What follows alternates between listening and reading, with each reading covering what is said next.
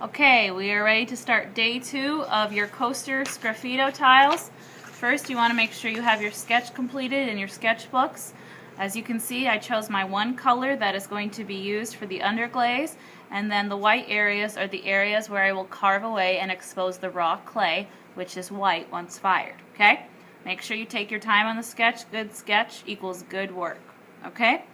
So now that I have my sketch ready, and it's day 2, I'm going to get my tile. My tile was very flexible last time. It's been sitting out overnight, and now it is called leather hard, which we talked about in class. Okay? My name is on the back. Remember, you guys are making 2. I just have 1 right now to demonstrate. Okay? I'm going to flip it over so my name is on the back.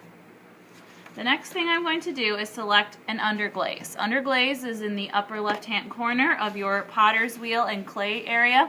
You can see here this says underglaze, okay, and these are your choices. You all have about 10 different choices to pick from. Since I am looking for a red color, I'm going to look through and find the closest to that red color, okay? There is a rose color, there is a flame orange color, okay, or a bright red color. You want to make sure it says underglaze, and it should be in the small bucket that says underglazes.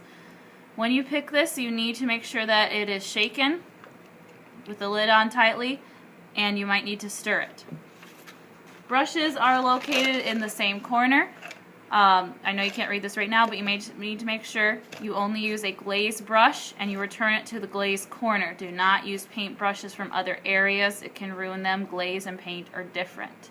Okay? So I'm going to select a brush that will help me cover this nicely. I'm going to pick this one right here. And now I have my glaze.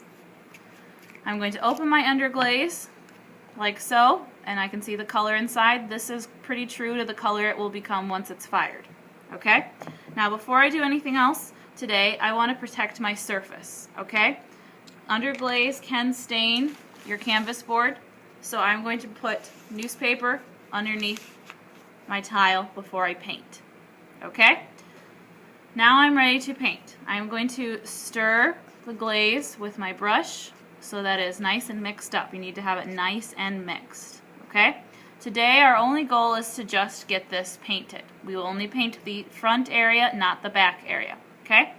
So one of the things I'm going to do is just start by going horizontally over my clay. You can see it's going to take more than 1 coat to get this even. Okay? So that's just life.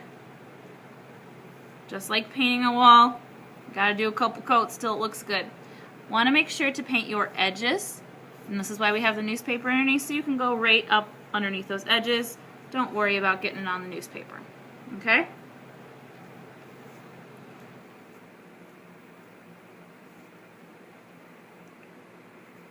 Now, as you can see, that's not quite solid. Your goal is to have at least 2 coats, maximum of 3 coats. So while this is drying, I'm going to set my brush down and I'm going to close the lid so that it does not dry out. I need to wait 5 minutes now or longer for the bottom coat to dry. Once that dries, I'll do a second coat, and if I think I need another one, I'll do a third one. Once we're finished today, you're going to set this carefully back up on the shelf, okay? And then we'll start on the next part next time. This is the end of day 2.